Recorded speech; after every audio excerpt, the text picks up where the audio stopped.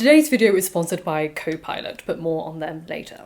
So I don't think I really need to state the obvious, but I've never been a really cute fitness girl.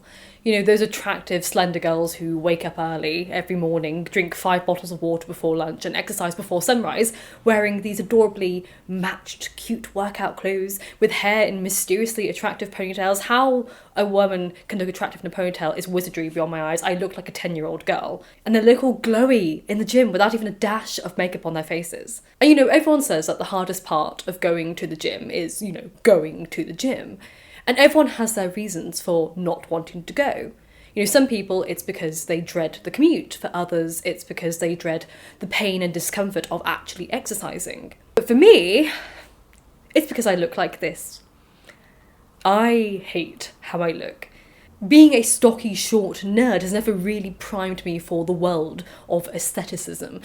I don't like the shape of my body, I don't like how my face looks without makeup, particularly when it's sweaty, that's a different thing entirely. And I hate how I see the rolls of my stomach under my t-shirt when I'm in the gym. I hate how t-shirts look on me in general. I hate everything. And worst of all, I hate that other people can see me. So I, like many people in my teens, was very overweight, deeply unattractive, quite a nerdy child and teen, and I was bullied at school. And as everyone who is bullied at school, we tend to develop a lifelong complex about how we look, particularly when the bullying is about our looks.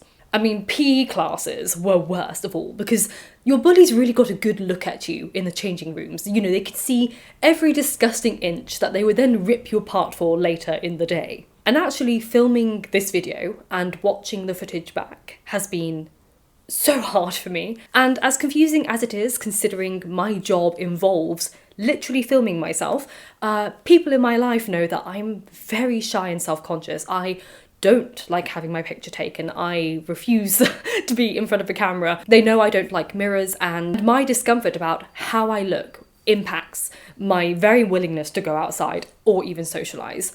I spend the vast majority of my life inside my flat, only leaving to go to the groceries or walk the dogs. And I hate going anywhere with mirrors, which is one of the reasons I actually stopped dance classes. And I haven't been to a clothes shop changing room in over 6 years. And they're also one of the reasons I hate going to the gym. So I used to go to the gym a lot in my 20s, but I was mainly a runner, so it was just treadmill work all the time. I didn't have to see mirrors there. But since the rise of social media, really, in the past 10 years, gym culture has really changed, and suddenly everyone in the gym looks impeccable. Then there's me, this specky 4 eyes with a stumpy, untoned figure, no muscle mass, wearing secondhand, non-matching workout gear that I got from a charity shop, oversized t-shirts or jumpers, and looking the exact same way I did when I was a spotty pre-tween, just minus the spots and tweenness. And I can't escape feeling how I look. There are mirrors everywhere, they coat. Even the windows are reflective in my gym. And no matter how much you tell yourself no one is looking at you or judging you, you can't stop looking at yourself and judging yourself. And obviously then we have the whole concept of exercise and relationships with exercise. So my relationship with exercise until this year was one of masochism. I was always punishing myself for something, and I punished myself regularly for looking the way I do. My motivation to work out was driven entirely by self-disgust. And I started to grow resentful of doing something good for my body because I poisoned the well. And now at the time of filming this, I'm not saying I am cured, I still don't like how I look. I am still shy, I'm still self-conscious, I still don't like people taking photographs of my face or my body. But something has changed over the past month or two. And that's why I started to learn to love exercise again, despite not liking how I look. I don't dread putting on my workout clothes. I don't feel my stomach drop whenever I walk into the gym, and I no longer cry after workouts because yes, sometimes I would cry after workouts because I just didn't like how I looked that day. It's amazing how my teeny tiny dogs are able to shake the camera just by playing with each other. It's fascinating. Anyway, moving on. So the past few months I've actually been going to the gym and feeling more accomplished than I feel dread about myself, and I actually look forward to my workout days. So the question is, how does a nerd with self-image issues learn to love exercise? Well, for me, the process involved first looking at exercise outside of the context of weight and vanity. They are valid motivators. If people want to lose weight or if they want to look better, they are valid motivators. But for me, I need to remove those elements from the equation. You see, I wanted to exercise without feelings of shame and embarrassment and feeling ugly, so I needed to learn to associate exercise with factors other than aesthetic elements, such as weight and body shape. I needed to learn to love exercise purely for my health and my mental well-being. So these are the mental steps that I took to go back to the gym. The first one is I didn't buy new workout clothes. So for many people, buying new clothes or workout gear is part of the motivation to go to the gym. It's like buying stationery to go back to school. After all, if you look good, you feel good. But as I have perfectly functional workout clothes, this option was really wasteful and it would break my no-buy rules. So it also defeated the purpose of my mission because I need to fall in love with exercising despite not exactly liking how I look. So the clothes stayed the same as they were. The second main thing that I did was create a fantasy reason for getting fit. So, as a nerd, I don't really have any end goals for getting fit. I don't need to be fit for my PhD, or for playing board games, or for reading books, and I certainly don't have any motivations to look perfect for Instagram because I don't use social media. But what if I was actually an Edwardian-era female Indiana Jones who was solely responsible for hunting down the British Tory tomb raiders who were illegally stealing artefacts from ancient sites, smuggling them from their native countries to the British Museum, and it was my job to tackle them at the borders and return all these artefacts to their national countries. And because in this concept I am an Edwardian woman working with a secret agency, I have no access to weapons, so my unsuspecting strength is my only form of defence. Well, that is an interesting reason to get fit, so that is my version. That is the story I tell myself when I start working out. I am an Edwardian Indiana Jones who is getting ready to tackle down tomb raiders. 3. Get an accountability buddy. So this is much harder for people like me who are incredibly shy and incredibly socially awkward. So for me, personal trainers have never worked because I could never face meeting up with a person several times a week to work out in front of them. That to me is my idea of hell. I would be far too self-conscious. I'm too scared to see my friends more than once a month because I'm so self-conscious. I can't imagine looking like a hot, sweaty mess in front of a stranger every week. That to me is my idea of hell. But I did need some form of accountability. And I'm not saying this for hyperbole, I genuinely mean it when I say my relationship with the exercise has been completely transformed with the help of today's sponsor, which is Copilot. Because using Copilot literally solves all my problems with my social anxiety and my shyness.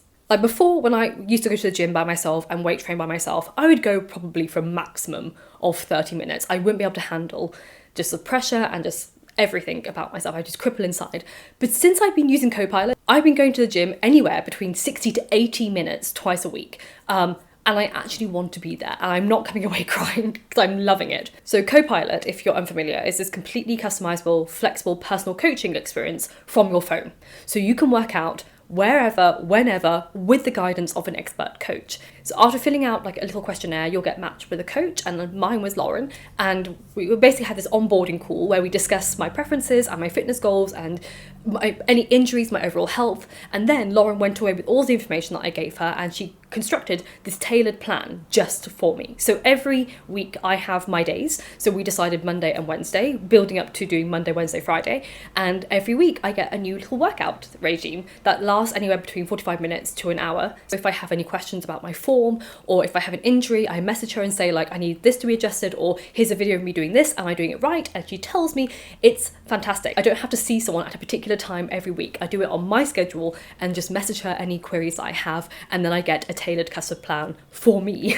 And another thing I used to struggle with the gym was the faff of trying to figure out what I wanted to do and how I was going to do it. So I would like look up YouTube videos about, I need to do this move, how do I do it correctly? The app has it all in, so you can see this little tiny video of someone doing the exercise that you've been told to do, so you can see the form that you need, and you can adjust the weight, and you can adjust the reps, and you submit your workout. It's amazing. So it's like having a little tiny personal accountability buddy. So if you're interested in trying Copilot for yourself, and particularly getting into fitness in the new year and Christmas, then you can go to my link down below in the description box. It is go.mycopilot.com/Cinzia DuBois, and you get 14-day free trial and 20% off your first month of personalised fitness if you sign up before the 1st of February 2024. The fourth thing I did was let go of my all or nothing mindset. So if you're like me and you're a glutton for punishment, you'll know that the all or nothing mindset is toxic as heck. So every week I would challenge myself to go heavier and heavier, obviously progressive overload with the weights I was lifting, but to the point that it would hurt me. I wasn't progressing as fast as I was giving myself the burden of. So after a while, it really started to hurt. And then rather than allow myself to go a little lighter on the weights next time, I would instead avoid going to the gym altogether. Because if I couldn't beat my last record, what was the point in trying? And obviously progressive overload is necessary to build up your muscle, but that doesn't mean if you have to lower it one week, you're cheating or regressing or slacking off when necessary. And ironically, I didn't actually have this epiphany until I started using Copilot, because I could see I could adjust the weight, so I wasn't feeling it, so I would just lower the weight, and I wasn't cheating, I was still doing the workout. And I'd never thought of allowing myself to go down on the weights until I saw that was an option on the app, and it still constituted as a workout, which sounds so silly saying it out loud, but it was like being granted permission for going a bit gentler on myself, whilst also acknowledging that going gentler still counted as valid exercise.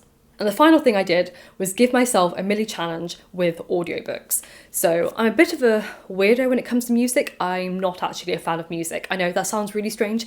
Music is life for so many people. I'm really not that interested in music. I could go years without ever listening to a song and I'd be absolutely fine. However, I decided to tailor my fitness goals with audiobook kind of goals in the same way. So there are certain books that my ADHD dyslexic brain would never dream of challenging in physical format, but I would give them a shot in audiobook form, provided I remain committed to going to the gym. So in this season of my gym life, I've actually been listening to the first book of The Wheel of Time. Don't get me started, I'll talk about that on my other channel. I know the day that I finish this darn audiobook will be the day I know that I worked out over 20, 30 hours in the gym, which is a very cool way of measuring the time that I spent on my fitness, in my opinion. And I don't get much free time to read for fun nowadays, so working out has offered a unique opportunity to kill two birds with one stone. And honestly, despite me not liking The Wheel of Time as an audiobook, it's been almost weirdly rewarding to know that I'm progressing through it, where I would have given up on it earlier had I not had this tailored joint challenge with gym and Wheel of Time, because I know then I've done all those hours in the gym. A Wheel of Time amount of hours in the gym is of itself an accomplishment.